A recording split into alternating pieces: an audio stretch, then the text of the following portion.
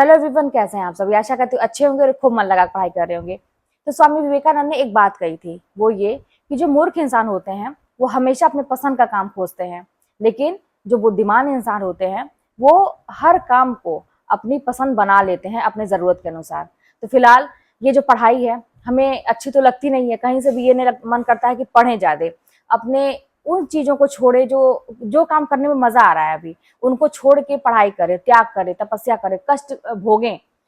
क्योंकि पढ़ाई करने में तो बहुत तकलीफ होती है, कष्ट होती है, तो ऐसा तो मन करता ही नहीं है। तो वही बात हो गई। अब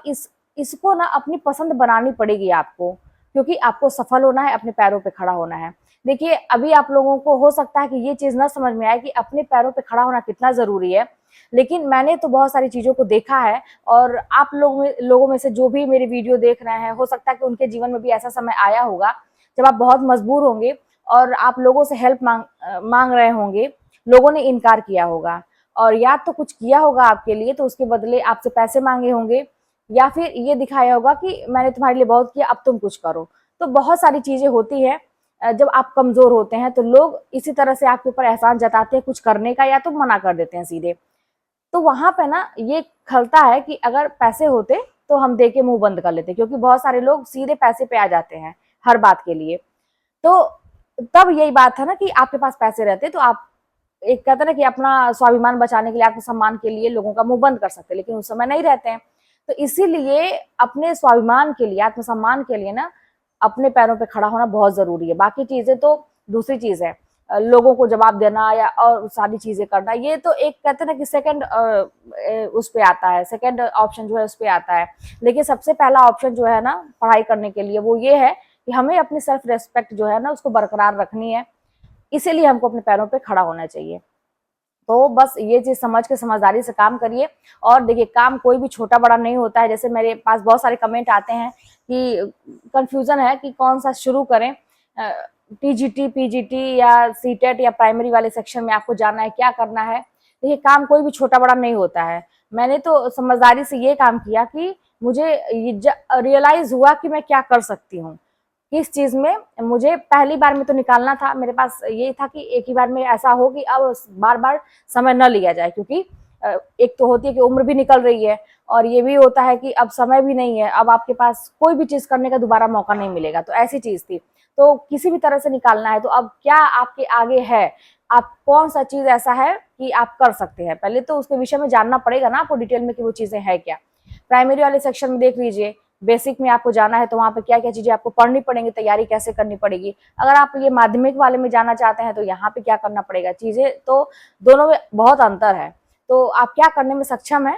उसी हिसाब से काम करिए। आपको जिसमें लगता है कमांड, आपको लगता है कि हाँ भाई मेरा कमांड है, मैं कर लूंगी या कर लूंगा, तो आप वही काम करिए, अपने दिल की आवाज सुनिए, आप जरूर सक्सेस होंगे। और भी बहुत सारी चीजें, जैसे आप लोग कहते हैं कि पंक्तियां याद करने वाली बात एक अभी कमेंट में आई थी, बहुत सारे लोग मुझसे नए जुड़ रहे हैं, तो उन लोग को ये नहीं पता है कि ये सारी चीजें मैंने बता चुकी हूँ। मेरी पुराने वीडियोस देखिए, या फिर मैं पंक्तियों की बात करूँ या चीजों की बात करूँ, रचनाओं की कैसे मैं याद करती थी, तो मैंने तो बताया कि मैं ट्रिक बनाती थी, है ना, एक हर चीज को अपनी कल्पना शक्ति से जोड़ लेती थी, क्योंकि मेरी ये चीज बड़ी स्ट्रांग है, तो जोड़ लेती थी। और पंक्तियों की बात जहाँ पे करें, जैसे बहुत लंबी लंबी पंक्तियां भी हैं और बहुत सारी है, कंफ्यूज हो जाएंगे आपकी कौन से कवि की कौन सी है, मिलती जुलती बहुत सारी चीजें। तो मैं क्या करती थी ना कि शब्दों को पकड़ लेती थी, शब्दों को बहुत ध्यान से उसमें ऑब्जर्व करती थी कि ये जो कवि हैं, इनकी जो रचनाएं हैं, इनकी जो कविताएं हैं, इसमें कौन से ऐसे शब्द हैं जो बार बार इन्होंने यूज किया है। और एक होता है ना कि लैंग्वेज, उसकी प्रकृति पहचानना, कि वो देखिए, आप थोड़ा सा डीपली आप पढ़ेंगे ना तो आप उस लेखक या कवि के विषय में खुद जान पाएंगे कि लोग कैसे थे, उनका मतलब क्या कहते हैं, उनकी भाषा कैसी थी, आप ये समझ पाएंगे। तो मैं बहुत सारी चीजों को डीपली, जैसे क्योंकि याद करना तो संभव नहीं हो सकता है, क्योंकि बहुत सारी चीजें हैं, आप दोहराते रहिए। अब वहां पे क्या है कि सबसे मुझे ये प्लस पॉइंट लगता है कि जो ये एग्जाम होते हैं, ये इसमें 4 ऑप्शन मिलते हैं कि अगर आपने पढ़ा है अच्छे से तो आपको याद आएगा कि हाँ भाई ये चीज है, अगर अच्छे से पढ़ा है, रिवीजन अच्छे से किया है तो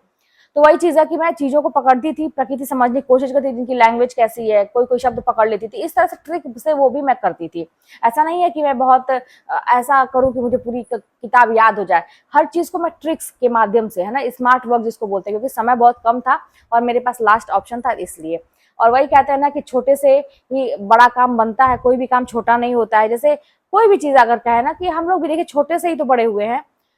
मैं भी बहुत छोटी नौकरी करती थी 1,500 की, वहां से मैंने शुरू किया। और बहुत सा आप बड़े बड़े लोगों को भी अगर आप उनके थोड़ा सा डीपली जाएंगे, सोचेंगे कि उनका जीवन कैसा था, उन्होंने सक्सेस कैसे पाई, तो आप ये देखेंगे ना कि बहुत बड़े बड़े लोगों की मैं बात करूँ, बिजनेसमैन से लेके अच्छे अच्छे लोगों की, तो उन्होंने बहुत छोटे काम से शुरुआत की थी। तो अगर आप भी अभी अभी आपका स्ट्रगलिंग चल रहा है, टाइम चल रहा है, और आपको ये लग रहा है कि मैं बहुत छोटा काम कर रहा हूँ अभी,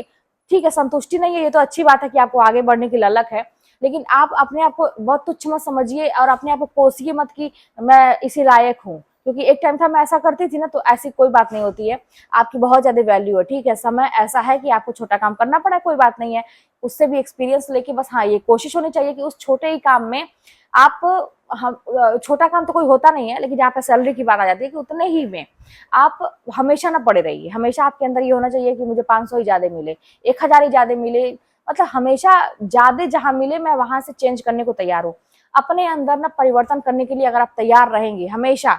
और आलस त्यागने को तैयार रहेंगे, क्योंकि ना जितनी भी चीजें हैं, ये आलस ही ऐसी चीज है जो सब पे भारी है। इसी की वजह से कहीं ना कहीं हम कुछ भी नहीं करते। आप खुद देख लीजिए ना, आलस ही है कि हम पढ़ाई में मन नहीं लगता है, कोई काम करने का, हार्ड वर्क नहीं करने का, आलस ही तो है, उठने का नहीं मन करता है, बहुत सारी चीजें हैं। तो ये आलस को त्यागिए और बस हार्ड वर्क करिए, ठीक है। और आपके अंदर वो ललक होना चाहिए कि मुझे और आगे बढ़ना है। तो खास करके फोकस सैलरी पे करिए, क्योंकि आजकल का जमाना ऐसा है ना, आप कहीं भी रहेंगे तो बिना पैसों के काम नहीं चलता, ये तो सही बात है। और